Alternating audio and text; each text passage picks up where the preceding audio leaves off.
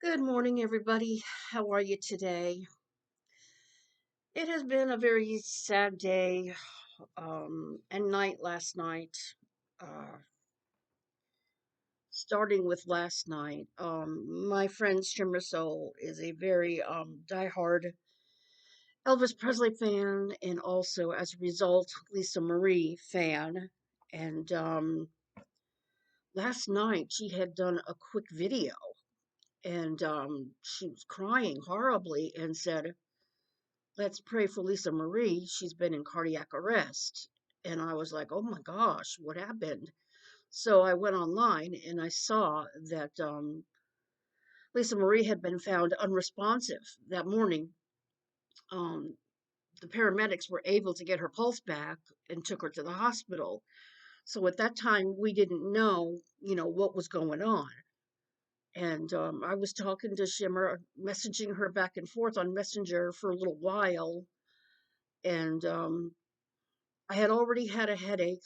I wasn't feeling that great, but I was, trying to be there for her. And then after the very last message, I had to lay down. I've been suffering with these headaches ever since my accident in July, and so I had to lay down. And it happens so suddenly sometimes where I have to lay down because it hurts so bad. So I didn't hear the ping when she had sent me the link to she was going to have a live, so I wasn't aware of that. But she was going to have the live to have a prayer vigil for Lisa Marie. But by the time she went live, Lisa Marie had already passed, and it was just heartbreaking. I went to sleep and I didn't wake up for a couple of hours. So when I woke up and I saw her video, I was like, oh my God. I felt so bad because, I consider her my best friend, and I wasn't there for her live. I felt so bad, but I did message her and told her, I'm so sorry. I just wasn't feeling well.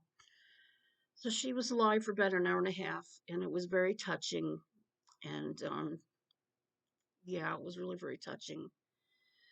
And so, yeah, it doesn't affect me that much because I wasn't that much of a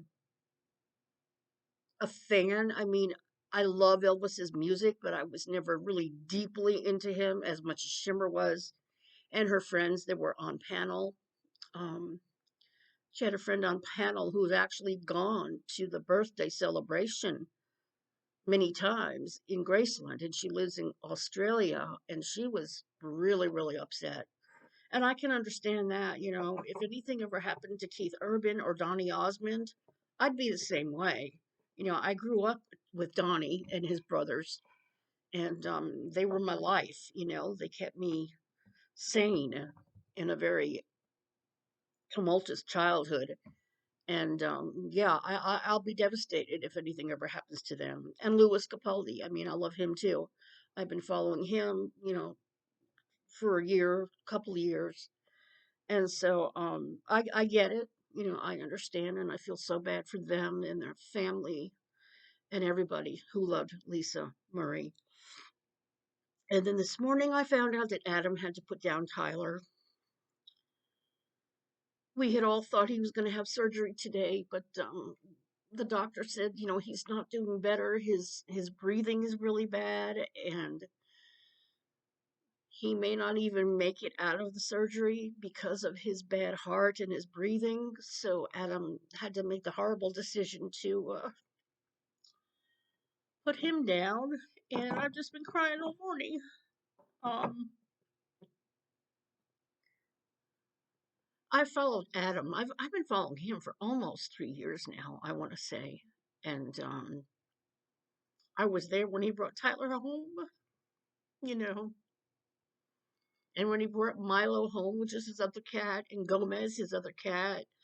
Bonnie was his French bulldog that he had gotten in Ireland, and he brought her to Brighton when he moved there.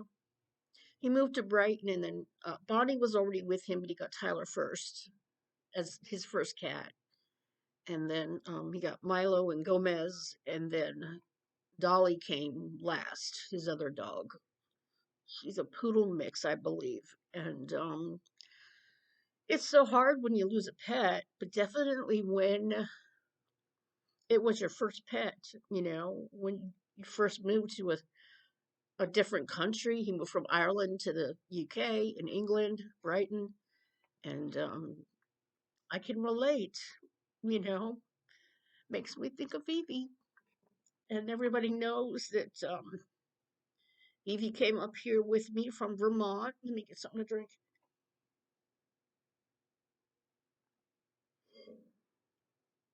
And he was rehomed because he was a fighter. He was fighting with other cats all the time. And when I had him, I had to make him an outside cat because I would take him out on the leash and he wouldn't want to come back in and he would start biting my ankles to the point where I bled all the time.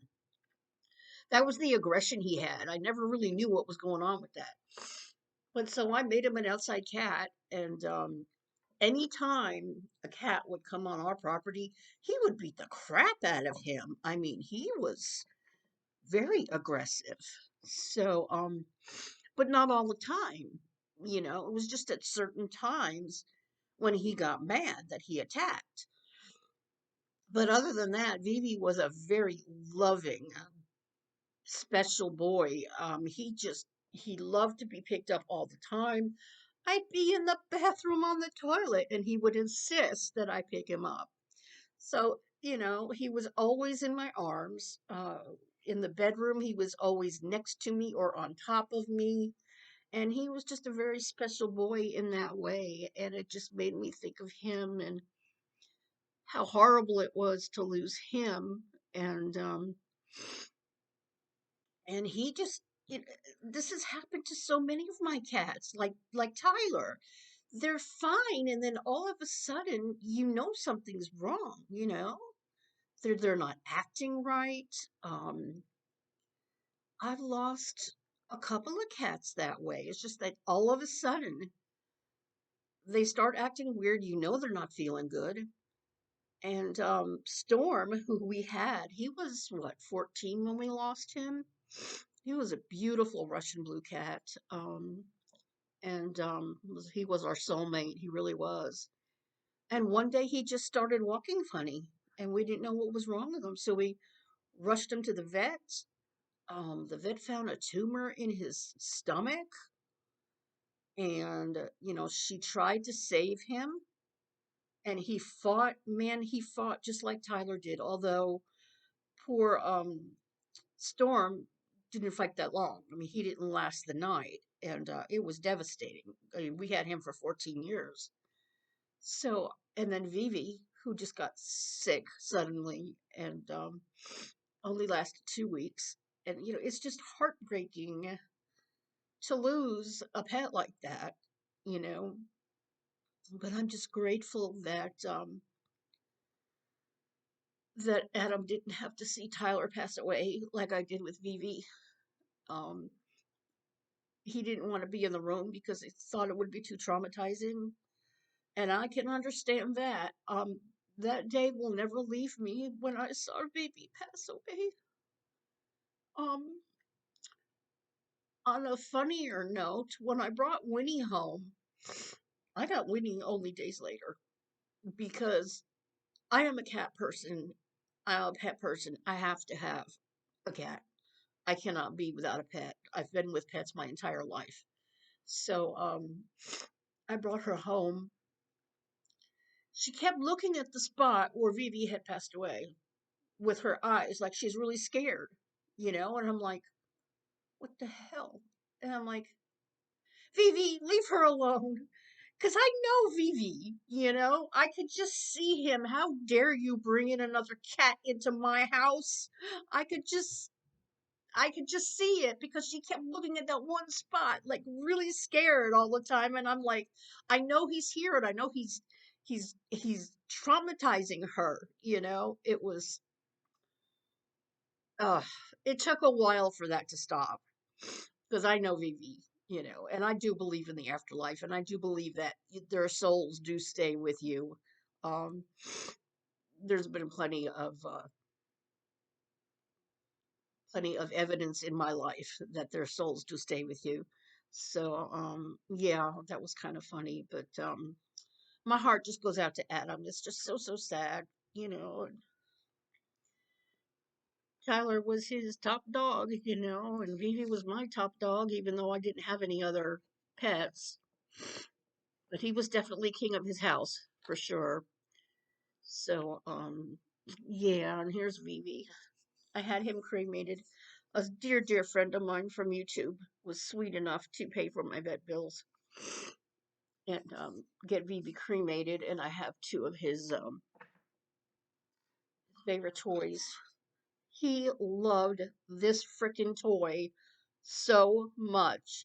Every time I would go out and come back, this toy was on the bed. It wasn't on the bed when I left, but it was on the bed when I came home.